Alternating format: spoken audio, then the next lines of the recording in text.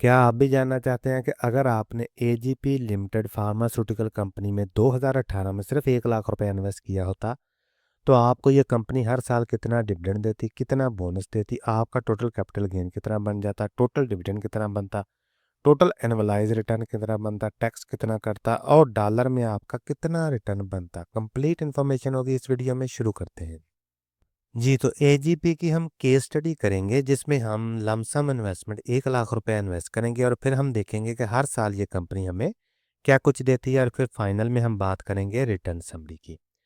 तो AGP limited pharmaceutical company है जिसमें हम 1 लाख रुपए इन्वेस्ट करेंगे 5/3/2018 को। गालबन ये इसी महीने में या इसी साल में लिस्ट भी हुई थी। तो शेयर हमें मिलते हैं 1096। प्राइस होती है इसकी 91.24 5/3/2018 को गालबन। ठीक है जी। आगे हम चलते हैं। 2018 में ये कंपनी हमें एक डिविडेंड देती है 1.25 रुपीज़ पर शेयर के हिसाब से, जिसकी वैल्यू बनती है 1370, जो कि हम डिविडेंड की मद में ले लेते हैं। 2019 में चलते हैं। तो 2019 में भी ये कंपनी हमें 1.25 रुपीज़ पर शेयर के हिसाब से डिविडेंड देती है, जिसकी वैल्यू बनती है 1370।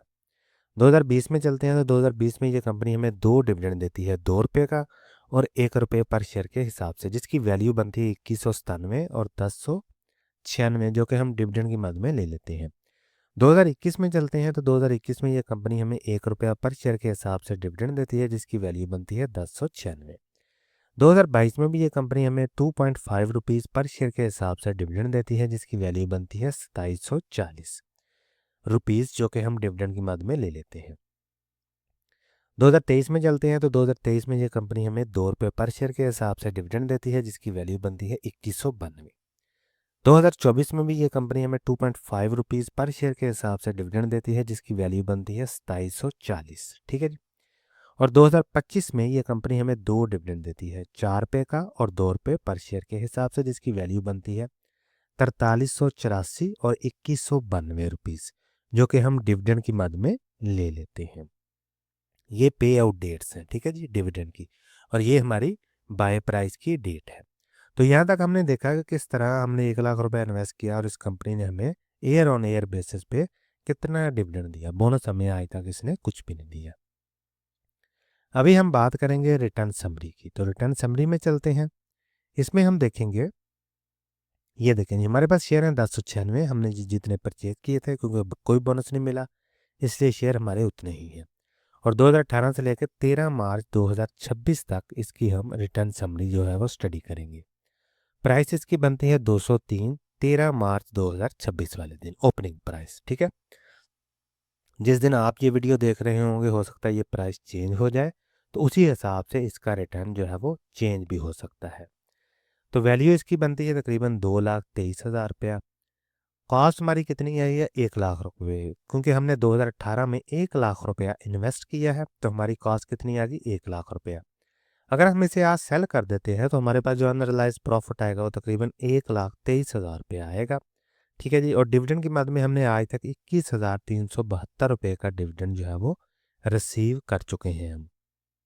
टोटल गेन हमारा बनता है 1,44,000 रुपये का और एनुअलाइज रिटर्न इसका बनता है जी 12.40%। ये अहम चीज़ है। इसी के बेसिस पे हम सेम सेक्टर में दूसरी कंपनियों के साथ या दूसरे सेक्टर की कंपनियों के साथ या किसी और एसेट क्लास के साथ अगर इसको कंपेयर करना चाहें तो कर सकते हैं। अभी हम बात करेंगे जी टैक्स की। तो डिविडेंड हमने ले लिया 21,000 का, इस पे हमने ऑफ कोर्स टैक्स भी देना है 15%। तो ये बनेगा 3205 और आफ्टर टैक्स हमारे पास अमाउंट बनेगी तकरीबन 18,000 रुपया। कैपिटल गेन की मद में हमने ले लिया जी 1,23,000 रुपया और टैक्स इस पे कटा तकरीबन 18,000 रुपये का और आफ्टर टैक्स हमारे पास अमाउंट आ गई तकरीबन 1,04,000 रुपया।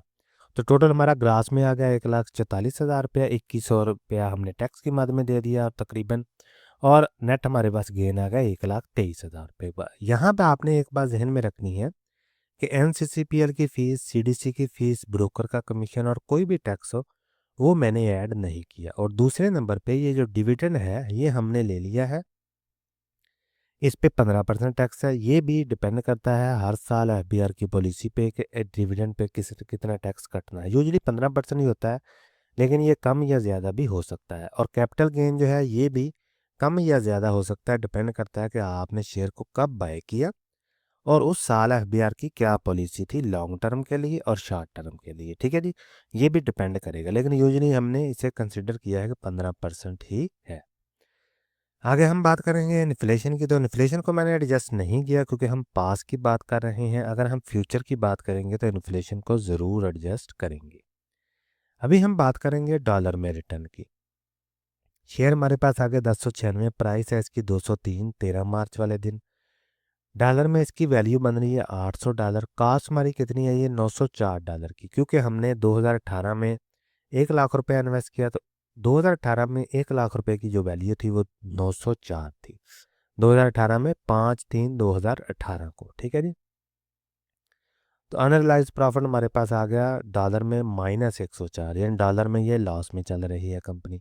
डिविडेंड की मद में हमने आज तक $104 जो है वो डिविडेंड की मद में ले लिए हैं, क्योंकि हमने जिस भी साल डिविडेंड लिया रुपीज़ में उसको हमने कन्वर्ट कर लिया डॉलर में और फिर हमने उसको जमा कर लिया।